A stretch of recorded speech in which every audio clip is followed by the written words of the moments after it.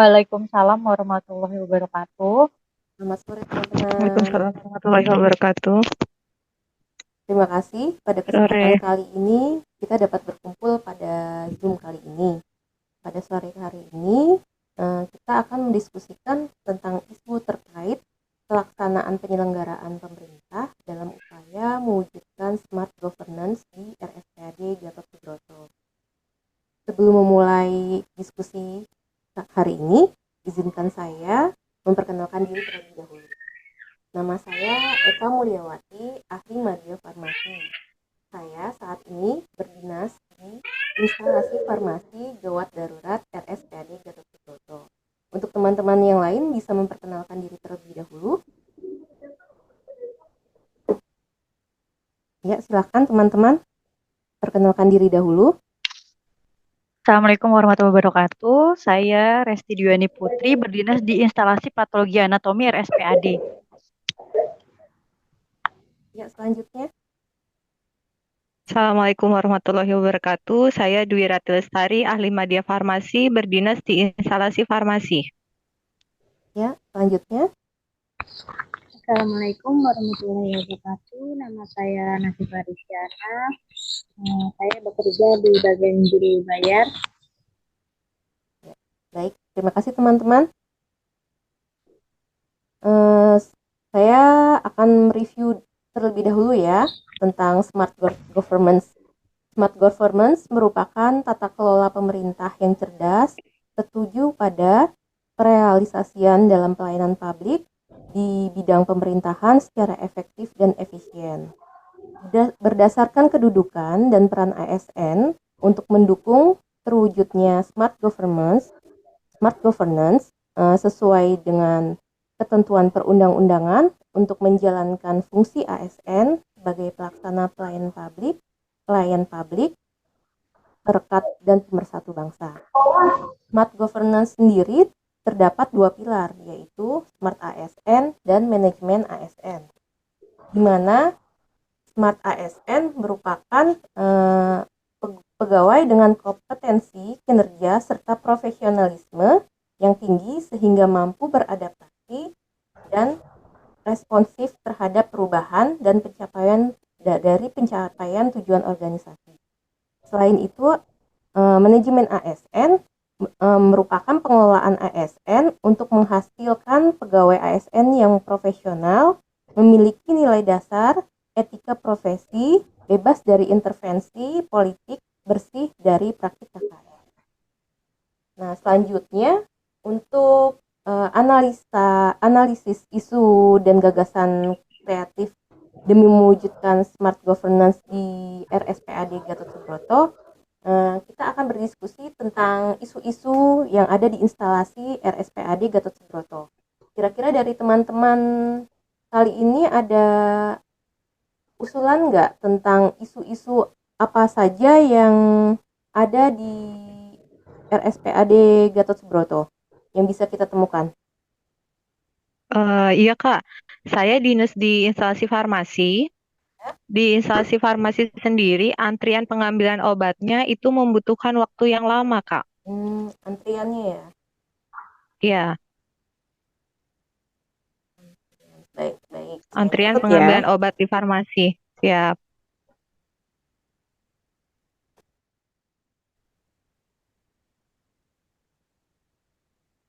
Ada yang lain teman-teman sambil menunggu saya mencatat? Bentar, Kak.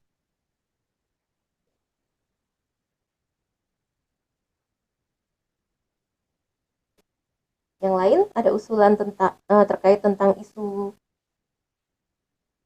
yang ada di RSPAD Gatot Subroto? Karena sejenisnya di laboratorium, kayaknya terdapat sarana prasarana yang kurang terawat, Kak. Terdapat sarana prasarana ya. Semuanya apa beberapa aja nih? Enggak semuanya sih, Kak. Beberapa Beberapa aja aja. ya. Beberapa sarana.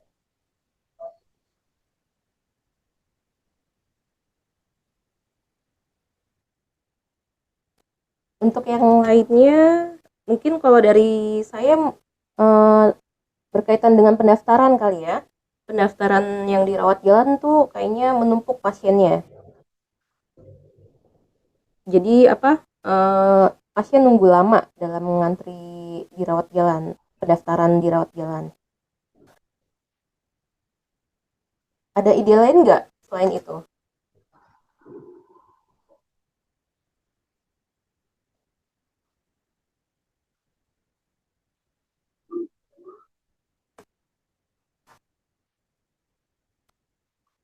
Ada ide lain selain yang ketiga hal tersebut? Kalau di ruangan api itu kan, Hmm? kalau yang itu saat ini kayaknya keterlambatan waktu pemberian uang makan pegawai Kak. Uang makan pegawai Soalnya ya? karena Hmm. dari sini tuh biasanya ngasih absensinya tuh pada telat-telat Kak. Hmm. Ada kendala juga ya di dalam itunya ya, isunya. Jadi uang makan belum keluar nih. Iya, jadinya lambat deh. Jadi terhambat ya. Ini yang keempat ya berarti ya. Udah kali ya, karena kita udah berempat. Cukup 4 isu ini dulu ya yang kita tulis.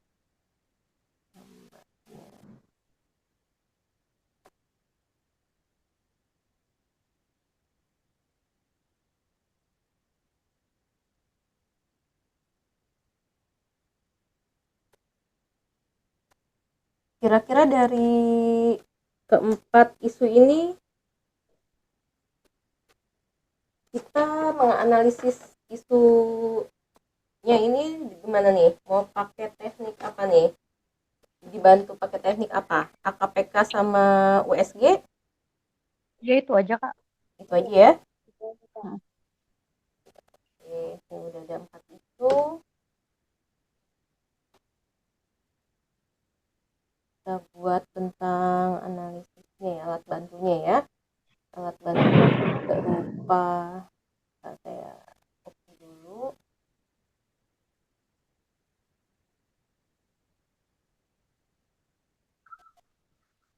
tentang isunya. Nanti kita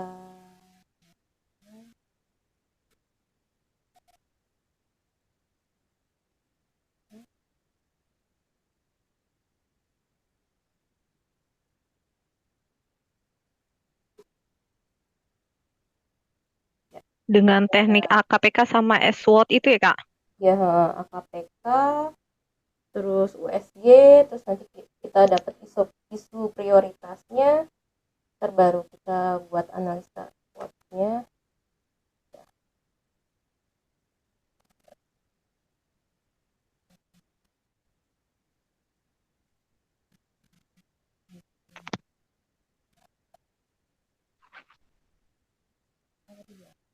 Oh ini lambatnya waktu yang keempat tadi ya. Nah, ya udah ada, ini udah ada 4 isu nih ya yang udah kita sepakati tentang antrian pengambilan obat di farmasi yang membutuhkan waktu lama, tentang antrian semua ya di sini.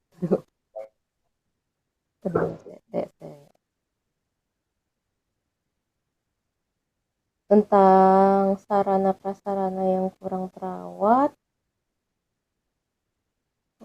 Aduh, sebentar ya.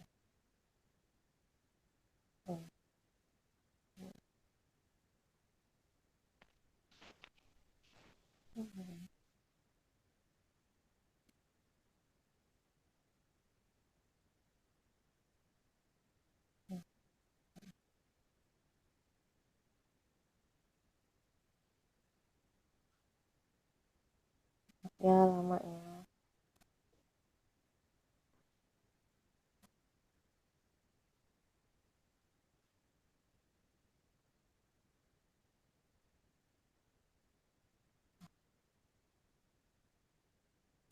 Ada 4 ya. antrian pengambilan obat di farmasi yang membutuhkan waktu lama, terdapat beberapa sarana dan prasarana yang kurang terawat, pendaftaran pasien rawat jalan yang lama sehingga terjadi penumpukan pasien, dan yang keempat terhambatnya waktu pemberian uang makan pegawai. Di keempat isu ini, kira-kira dari teman-teman untuk kita kan pakai analisis pakai alat bantu AKPK nih, isu-isu tersebut gimana diberikan penilaian tentang penilaian 1 sampai dengan 5. Nah, dari kriteria ini aktual untuk antrian pengambilan obat di farmasi membutuhkan waktu lama, kira-kira berapa nilainya? Menurut saya Kak, kan karena pasien itu kan kalau datang berobat ke RSPAD pasti kan ujung tombaknya itu ingin dapat terapi obat ya Kak. Jadi menurut saya antrian pengambilan obat itu aktualnya 5 Kak. 5 ya. Untuk kehalayakannya? Kehalayakannya 5 juga. Untuk problematiknya? Problematiknya 4 Kak. Sama kelayakannya? Ya, kelayakannya 4 juga. Kita jumlahin langsung aja ya. Ini ada 16. Ya. Untuk terdapat beberapa sarana dan prasarana yang kurang terawat. Bisa dibantu sarana prasarana aktualnya 4 Kak. Kehalayakannya 4. Untuk problematik 4. Kelayakannya 4 juga. Misalnya total ini 18 ya. Untuk pendaftaran pasien rawat jalan kayaknya ini isu yang banget ya, aktual ya di lapangan. Banyak terjadi penumpukan pasien. Saya rasa untuk kehalayakan dan problematiknya juga tinggi nih di angka 5. Bulannya di angka 20. Ayo, kalau untuk Mbak Nafifa gimana nih untuk terhambatnya waktu pemberian uang makan pegawai? Kalau untuk aktualnya 3 Kak. Ya. Terus untuk yang kehalayakan? Nah, untuk kehalayakannya 4. Untuk problematiknya 4. Untuk kelayakan? Kelayakannya 4 ya. Prioritasnya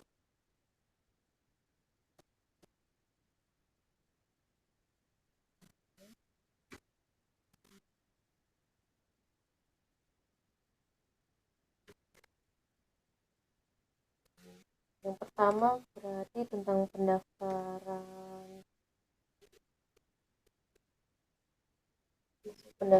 ini ya, pasien rawat jalan yang lama sehingga terjadi penumpukan pasien ya. Iya Kak, itu prioritas nomor 1 ya Kak. Nomor 1. Oke, kita lanjut sama dengan bantuan alat USG.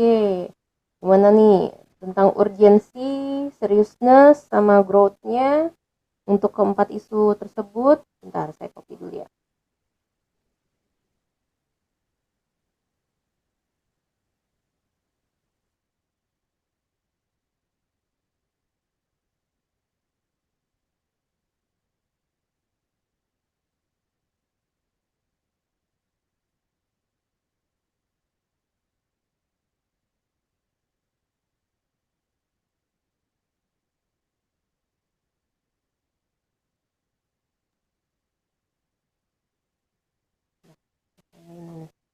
Gimana nih untuk urgensi, seriousness, growth, penilaian juga nih, kita nilai dengan rentang 1 sampai 5. Ada yang bisa kasih penilaian? Kalau menurut saya Kak, yang antrian pengambilan obat itu urgensinya 5 Kak. Urgensi 5 ya. Ya, karena pasien kan darurat ya Kak, jadi harus segera dapat obat.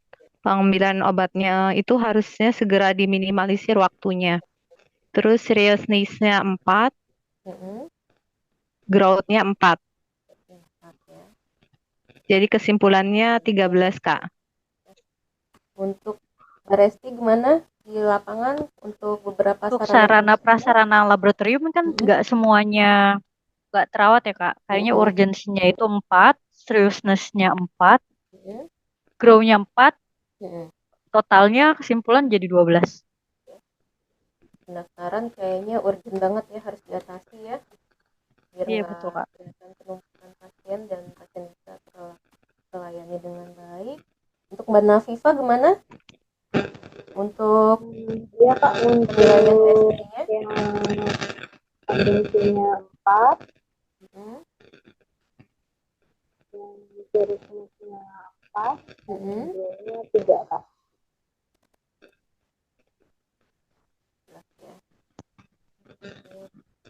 Ya, berarti dari sini udah bisa kelihatan ya yang mana yang menjadi prioritas.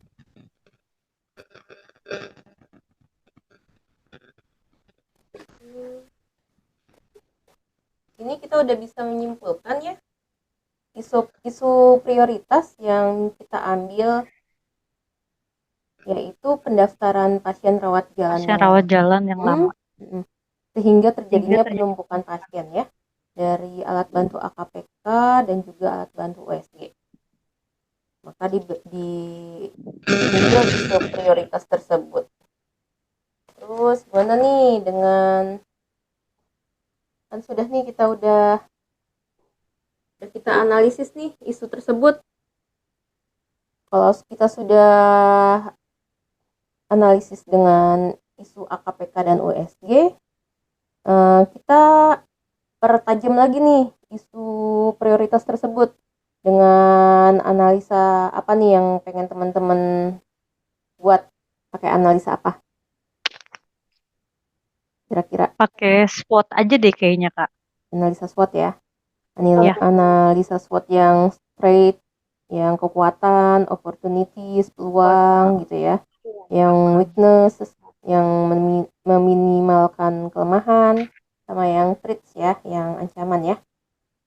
Iya Kak. Nah, kita diskusi aja nih, kira-kira dari teman-teman, dari isu prioritas tentang pendaftaran pasien rawat jalan yang lama sehingga terjadinya penumpukan pasien, kira-kira analisis SWOT-nya tentang strength-nya ini, tentang kekuatannya ini, apa nih yang ada di isu tersebut? Kalau menurut saya Kak, itu jumlah SDM-nya Kak, jumlah personil yang sesuai dengan beban kerjanya, sehingga mendukung peningkatan produktivitasnya. Jadi SDM-nya sudah itu ya, sudah tercapai sesuai sama beban kerja mereka ya. Iya. Ada lagi Mbak Dwi kira-kira atau yang lain? Selanjutnya itu sudah menerapkan SIM RS berbasis elektronik Kak. Oh ya, di masing-masing depo ya Jadi, udah punya SIM RS masing-masing ya. iya, jadi misalkan kalau pasien masuk ke RSPAD itu, dia ngambil obat di depo pavilion misalkan. Ke pavilion yang belakang itu juga terjaring gitu Kak. Jadi terkontrol. Kalau pasien tidak bisa ngambil obat sebanyak 2 kali atau 3 kali gitu Kak. Ada warningnya ya kalau sudah ngambil ya. Iya. Ada lagi? Iya. Terus adanya aplikasi SIM RS Infolata Kak. Oh iya, yang pakai aplikasi mobile itu ya. Iya. Terus? Selanjutnya adanya standar pelayanan operasional yang dijadikan pedoman dalam melakukan kegiatan pendaftaran pasien Kak. Oh iya, berarti udah ada SOP-nya ya, gimana alurnya, Iya. gimana ininya, daftar pasiennya dari mana ke mananya ya. Iya, jadi SDM-nya sendiri udah ada yang dikasih pelatihan edukasi tentang pelayanan operasional tersebut, Kak. Baik. Terima kasih Mbak Dwi. Untuk teman-teman yang lain gimana? Sepakat Ya, dengan kekuatan dengan straight yang sudah diutarakan Mbak Dwi? Udah cukup sih Kak kayaknya. Ya. Lanjut kita ke kelemahan ya, weakness. Ada yang mau menambahkan tentang kelemahan? Izin Kak, untuk kelemahannya itu kayaknya kurang edukasi programnya, jadi kontrol kinerjanya tidak optimal Kak. Jadi petugas kinerjanya tuh nggak optimal ya, edukasi programnya kurang gitu ya, mutunya kurang. Lalu ada Yang lagi Mbak kedua, Nafi? kurangnya sosialisasi Kak sama pasien-pasien tentang aplikasi Aplikasi seperti apa? mobilenya itu Kak. Ya, aplikasi mobilenya kurang sosialisasi ya ke pasien ya. Ya. Untuk yang lainnya ada tambahan selain itu? Satu lagi kayaknya kurang optimalnya aplikasi SIM rumah sakit Kak. Yang dari kita sendiri Kak. Dari sendirinya ya, dari Infolahta berarti ya. di dalam aplikasinya sendiri ya, kurang optimal ya. Iya, iya Kak. Bisa jadi nggak ada apa gitu di dalamnya, misalnya harusnya dia harus ke depo mana, harus ke poli apa gitu, jadi belum ada di aplikasinya itu, jadi Iya, orang susah kali ya iya Kak. ngeketiknya di situnya kali ya. Itu untuk dari segi kelemahan. Ada tambahan teman-teman? Sudah cukup, Kak. Cukup ya. Untuk selanjutnya di peluang, saya rasa untuk peluang opportunity sendiri, kita harus menjalin kerjasama atau kemitraan dengan profesi, harus terjalin dengan baik ya. Lalu menyelenggarakan pelatihan di bidang IT sendiri untuk mengembangkan ilmu lagi, supaya tadi yang ada item-item yang kurang di STEAM RS Infolatanya bisa lebih optimal lagi. Lalu mungkin dari pembuatan kali ya, pembuatan video tutorial di beberapa media sosial bisa dilakukan tuh, bisa di-upload di YouTube atau di Instagram. Kira-kira ada tambahan nggak dari teman-teman untuk peluang opportunity sendiri? Udah, Kak. Berarti kayak tugas latsar kita ini ya, Kak, buat Ya, video. buat video tuh. Lalu kita terakhir nih untuk ancaman treat. Gimana nih? Ayo Mbak Nafifa, ada ini nggak? Ada Yang pertama itu persaingan bebas Kak. Jadi siapa yang tidak mengembangkan diri, maka dia yang akan gugur nih Kak. Kan rumah sakit lain juga udah mulai canggih tuh. Kalau misalnya itu ya, nggak boleh kita nggak mengembangkan diri juga, kita yang akan gugur Kak. nggak boleh berjalan di tempat ya, harus lari. Iya, harus bisa mengembangkan diri Kak. Baik Mbak Terus Nafifa. yang kedua, perkembangan iptek yang pesat Kak, sehingga jika tidak update akan tertinggal Kak. Ya. Ada lagi Mbak Nafifa? Terus yang ketiga, masyarakat atau pasien ini akan memilih pelayanan kesehatan yang memiliki akreditasi yang bagus Kak. Ya, harus paripurna ya Mbak Nafifa. Iya, RSPAD kan harus paripurna nih. Diri sendiri dan keluarga. Ya baik, makasih Mbak Nafifa. Teman-teman ada yang mau menambahkan untuk ancaman treats-nya? Udah cukup, Kak. Cukup ya, kita lanjut ya. Lanjut pada gagasan kreatif nih. Yang di mana di nilai-nilai Smart ASN kan ada beberapa poin ya, beberapa nilai yang harus kita kembangkan, di mana nilai-nilai Smart ASN tersebut diaplikasikan ke dalam Smart Governance. Kira-kira untuk teman-teman sendiri, ada nggak gagasan kreatif menurut nilai-nilai Smart ASN yang bisa kita terapkan di RSPAD Gatot Subroto? Menurut saya, Kak, gagasan kreatifnya, menurut nilai Smart ASN itu kan ada nilai profesionalisme dan memiliki jaringan luas ya Kak, atau networking. Itu menghimbau untuk membangun hubungan yang baik dengan pasien dan seluruh pegawai di RSPAD Gatot Subroto. Ya siap Mbak Dwi. Untuk dari Selanjutnya integritas dan ya, jadi kalau profesionalisme dan memiliki jaringan, jadi pekerjaan kita akan lebih enak untuk dijalankan gitu Kak, karena jalinan hubungannya bagus dengan sesama rekan kerja. Terus untuk integritas dan wawasan globalnya, harus mempelajari dan mengembangkan aplikasi, mengikuti seminar, mengikuti pelatihan, demi meningkatkan pelayanan kepada pasien. Ya, jadi harus terus berkembang ya Mbak Dwi ya, untuk integritas dan Iya, wawasan ya. harus mengikuti zaman sekarang, Kak. Iya, siap. Perkembangan zaman. Ada lagi nilai-nilai Smart ASN lain yang bisa diutarakan teman-teman? Kalau untuk dari nasionalismenya Kak, Mm-mm. menurut nilai Smart ASN tuh sepertinya kita harus ditempatkan di mana saja karena sesuai dengan kita ASN itu harus mengabdi Iya, kepada bangsa dan negara Kak. siap Mbak Resti. Untuk hospitality-nya kita tuh harus punya sikap yang 5S, senyum, salam, sapa, sopan, santun seperti kebudaya kita di RSPAD Kak. Jadi harus memiliki sifat ramah Kak.